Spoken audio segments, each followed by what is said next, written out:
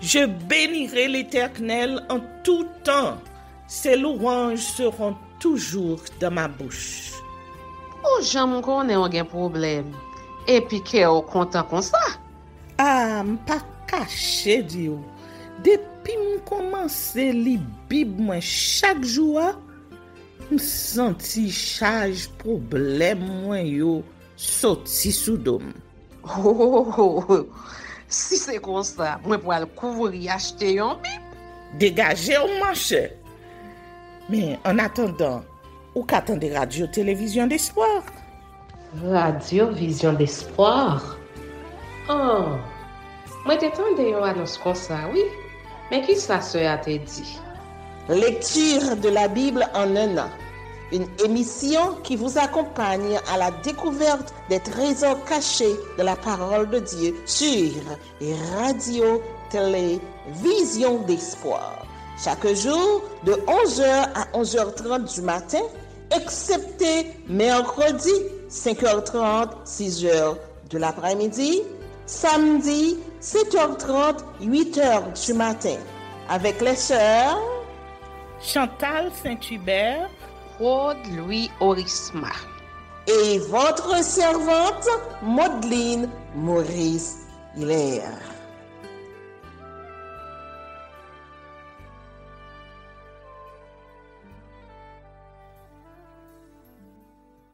Saint-Esprit de Dieu, fais-nous la grâce de jouir de ta présence durant cette lecture qui enseigne, convainc, corrige, instruit et qui sauve.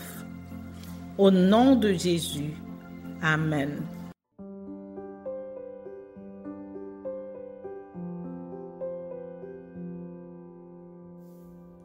Deux Rois, chapitre 21.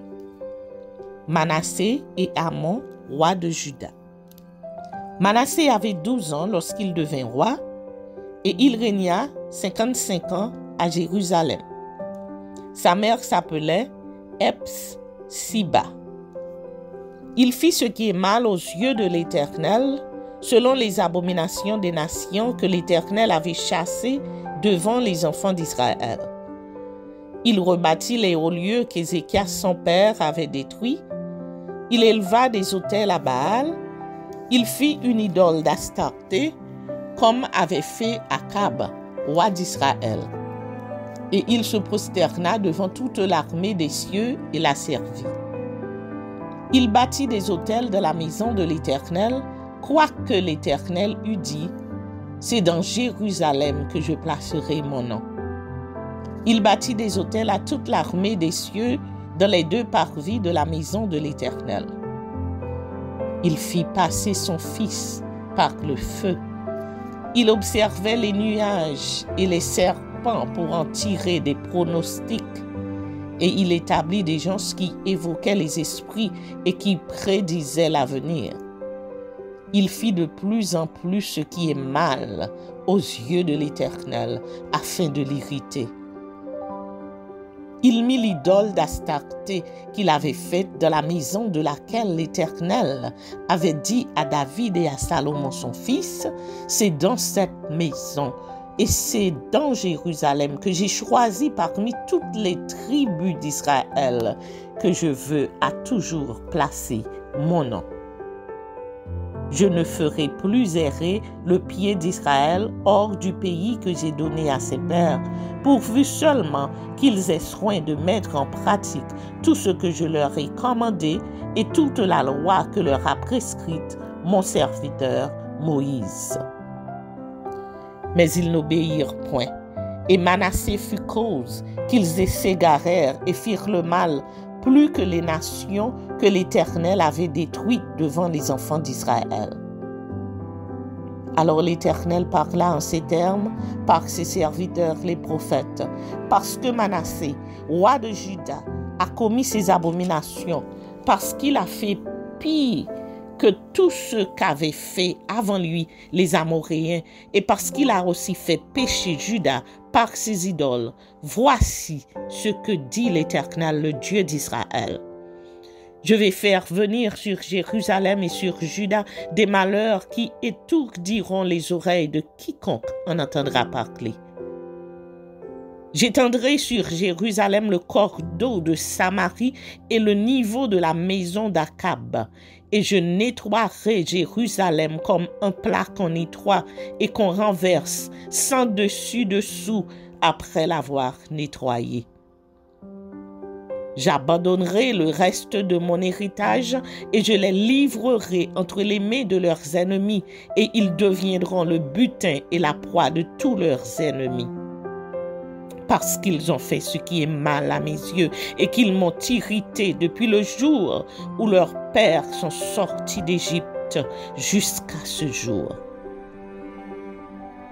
Manassé répandit aussi beaucoup de sang innocent jusqu'à en remplir Jérusalem d'un bout à l'autre, outre les péchés qu'il commit et qu'il fit commettre à Juda en faisant ce qui est mal aux yeux de l'Éternel. Le reste des actions de Manassé, tout ce qu'il a fait, les péchés auxquels il se livra, cela n'est-il pas été écrit dans le livre des chroniques des rois de Juda? Manassé se coucha avec ses pères et il fut enterré dans le jardin de sa maison, dans le jardin d'Uza, et Amon son fils régna à sa place. Amon avait 22 ans lorsqu'il devint roi, et il régna 2 ans à Jérusalem. Sa mère s'appelait Meshulémeth, fille de Ahut de Jotba.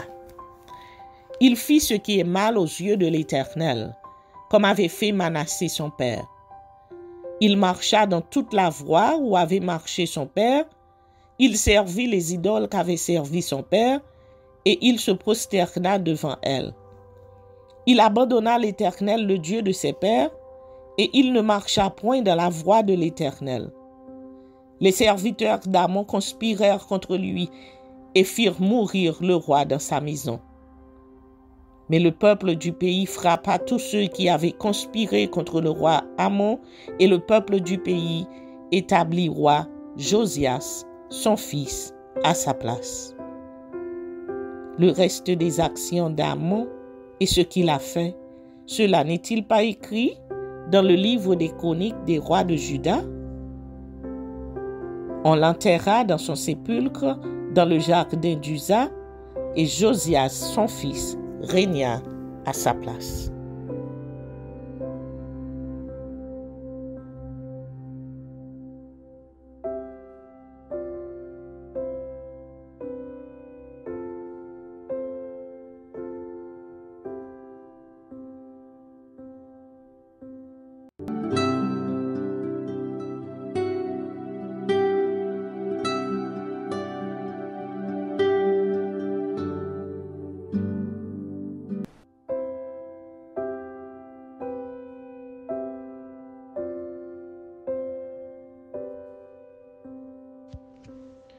Prophétie contre les Philistins. Jérémie chapitre 47. La parole de l'Éternel qui fut adressée à Jérémie le prophète sur les Philistins avant que Pharaon frappât Gaza. Ainsi parle l'Éternel, voici des eaux s'élèvent du septentrion. Elles sont comme un torrent qui déborde. Elles inondent le pays et ce qu'il contient, les villes et leurs habitants. Les hommes poussent des cris, tous les habitants du pays se lamentent à cause du retentissement des sabots de ses puissants chevaux, du bruit de ses chars et du fracas des roues. Les pères ne se tournent pas vers leurs enfants, tant les mains sont affaiblies. Parce que le jour arrive où seront détruits tous les Philistins, exterminés tous ceux qui servaient encore d'auxiliaires à Tyr et à Sidon. Car l'Éternel va détruire les Philistins, les restants de l'île de Caphtor. Gaza est devenu chauve, Ascalon est dans le silence, le reste de leur plaine aussi. Jusque à quand te feras-tu des incisions? Ah, épée de l'Éternel, quand te reposeras-tu? Rentre dans ton fourreau, arrête et sois tranquille. Comment te reposerais-tu? L'Éternel lui donne ses ordres, c'est contre Ascalon et la côte de la mer qu'il la dirige. Amen.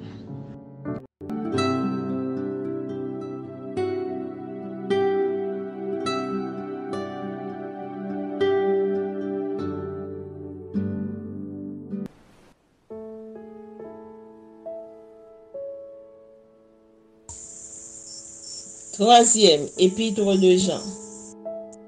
Introduction à la troisième épître de Jean. La troisième épître de Jean est comme la seconde, un billet de circonstance du même auteur qui se donne le même titre, l'ancien. Elle a pour destinataire Gaius, le bien-aimé, un des chrétiens de la communauté joannique resté fidèle à celui à qui on donne le titre d'ancien. Ce nom est très répandu dans le Nouveau Testament. Dans le livre des Actes des Apôtres, il s'agirait d'un des compagnons de voyage de l'apôtre Paul. Dans les épîtres pauliniennes, il se rapporte à un chrétien de Corinthe qui, avec quelques autres, fait partie des chrétiens de cette église que Paul reconnaît avoir baptisée.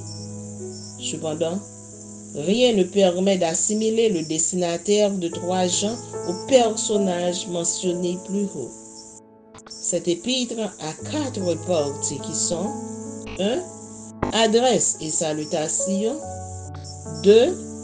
Éloge de Gaius. 3. Plainte contre Diotrephe, éloge de Démétrius. 4. Salutation finale.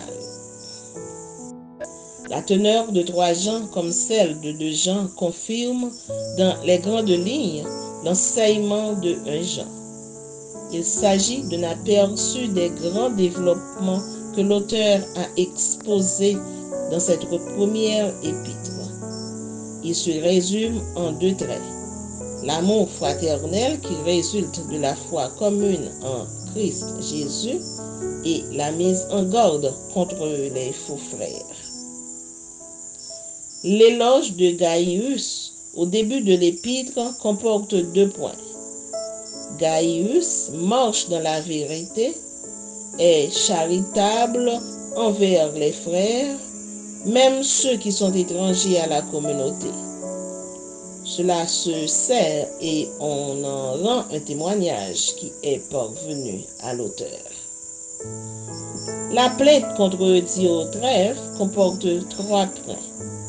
Il aime à être le premier, tient de méchants propos contre l'Église, ne reçoit pas les frères et en empêche ceux qui veulent le faire. De ces 2 modèles contraires de responsables résultent les exhortations.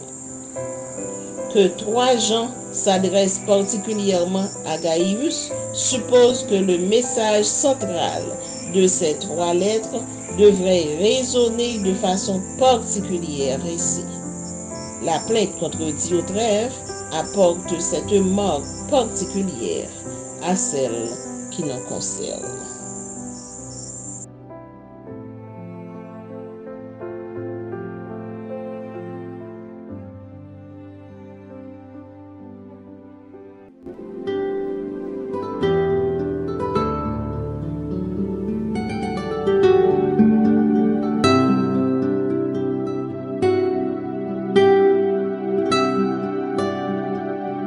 Merci Seigneur de nous donner le discernement dans la lecture de ta parole, que nous y prêtions attention afin d'appliquer notre cœur à la sagesse. Amen.